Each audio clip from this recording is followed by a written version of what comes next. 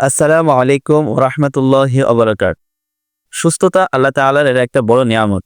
এই সুস্থতার জীবন যখন আপনি অসুস্থ হন তখনই আপনি অনুভব করতে পারেন এই সুস্থতার জীবনটা কত বড় নিয়ামত ছিল।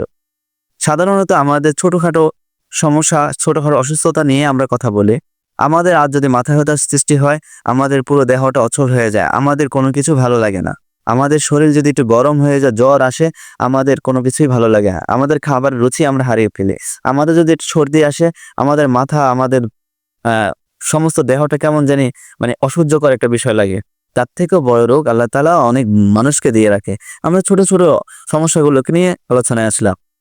এই যে সমস্যাগুলো আমাদের শরীরে দেখা দিলে আমাদের স্বাস্থ্যের বিভিন্নভাবে ঝুঁকিতে বা বিভিন্ন দিক থেকে আমাদের খারাপ লাগা শুরু হয়। অতএব এই যে অসুস্থতা, ছোট, ছোট অসুস্থতা, এটা কিন্তু বেশিদিন থাকে না। আল্লাহ তাআলা এটাকে মওকুফ করে দেয়, ভালো করে দেয়।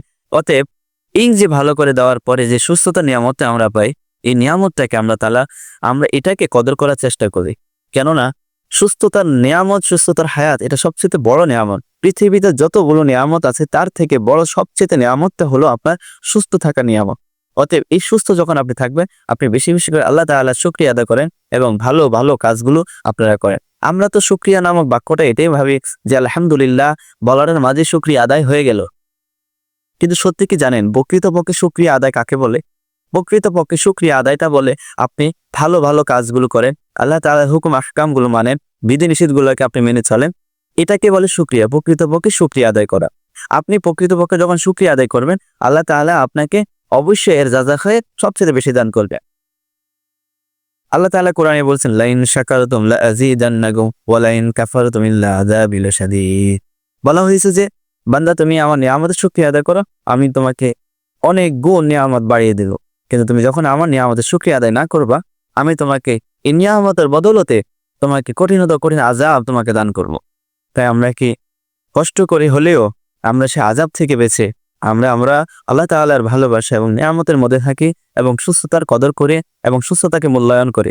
আমরা তো সুস্থ থাকলে আমরা দেখা গেছে যে পর ক্ষতির উপরে লিপ্ত থাকি সব সময়। তাই আমরা পর মানুষের পর ক্ষতির উপরে না লিপ্ত হয়ে আমরা আল্লাহ তাআলার এই নিয়ামতকে আমরা ভালো কোনো কাজে লাগাই। জীবনে তো হেসে খেলে জীবনটাকে পার করে দিচ্ছে। মোবাইল ডিভাইস বলেন, ইলেকট্রিক মিডিয়া বলেন, বাস্তব জীবন বলেন, আমরা এখন কোথাও আমাদের বিবেককে কাজে লাগাতে চাই না। আমাদের বিবেককে বিবেকবান বাক্য শোনাতে চাই না। আমরা সব সময় চাই আমাদের জীবনটা একটা আনন্দময়, এটা হাসি খুশি থাকুক। আমরা যেখানেই থাকি, যে কোনো সময় চাই আমরা সব সময় বিনোদনের মধ্যে থাকতে চাই। দেখেন, সব সময় জীবনকে বিনোদনের মধ্যে রাখলে জীবন হারিয়ে যাবে। ছোট্ট একটা ঘটনা বলি, তাহলে শেষ করে দেব। আল্লাহর এক বান্দা আলী বানাত নামের একটা মানুষ ছিলেন, যার বিলাসিতা ছিল। সে মানুষটা একটা সময় কিন্তু অনেক বড় পরিবর্তন আনছে। এই আলী বানাত যখন বুঝতে পারছেন তার ক্যান্সারের আক্রান্ত হয়েছে, তখন সে আলী বানাত তার এই সকল ব্র্যান্ডের যে সব সামগ্রী তার ব্যবহৃত ছিল, সে সকল সামগ্রীগুলো বিক্রি করে তার যত অর্থ সম্পদ আছে সকল কিছু নিয়ে এতিম অসহায় মানুষদের পাশে দাঁড়িয়েছে। এবং সে তখন একটা সাংবাদিককে বলেছিল যে আমার এই ক্যান্সার নামক শব্দটা আমার জন্য আল্লাহ তাআলার পক্ষ থেকে বড় নিয়ামত হয়েছে। এর কারণটা হলো যে আমাকে আল্লাহ তাআলা মৃত্যুর আগে ভালো হওয়ার সুযোগ দিয়েছেন। আমার মাথার যে জ্ঞান বুদ্ধি আল্লাহ তাআলা সে দরজা খুলে দিয়েছে। কেননা যদি আল্লাহ তাআলা আমাকে এই ক্যান্সার নামক নিয়ামতটা না দিত, তাহলে আমি হয়তোবা এই অন্ধকার জগৎটাকে আমি আলোই মনে করে আমার জীবন পার করে দিতাম। অতএব একটা সময় হয়তোবা আমি আফসোস করে আমার বাকি জিন্দেগিটা পার করতাম।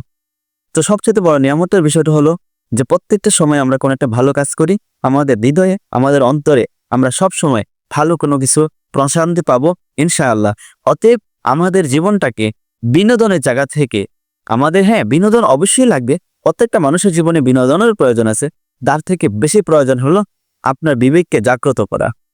আপনার বিবেককে যখন আপনি জাগ্রত করবেন, দেখবেন ভালো কাজের মধ্যে আপনি একটা বিনোদন পাবেন।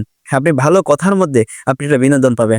বিনোদন কি তাকেই বলে যে খিলখিলিয়ে আপনাকে কেউ হাসাতে পারলো, জোকস করে আপনাকে হাসাতে পারলো, অভিনয় করে আপনাকে হাসাতে পারলো, সেটা হোক রুচিশীল, সেটা হোক অরুচিশীল।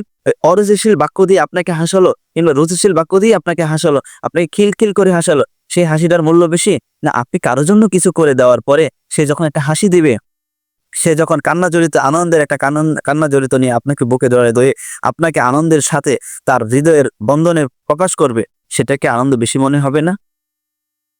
আমরা আসলে লোকাল মানুষ, লোকাল হৃদয় হয়ে গেছে আমাদের। আমরা সবসময় লোকালের মাঝে থাকতে থাকতে আমাদের এখন চিন্তা ভাবনাটা লোকাল হয়ে গেছে। যে কেমন, আমরা এখন দেখা গেছে যে কার থেকে বিনোদন নিচ্ছি, কোন মানুষ থেকে আমরা বিনোদন নিচ্ছি, আমরা সেটাকে এখন তোয়াক্কা না করে আমরা আমাদের মানে মুখ দিয়ে হাসতে পারলেই তো আমাদের জীবনে হ্যাপিটা মনে করি।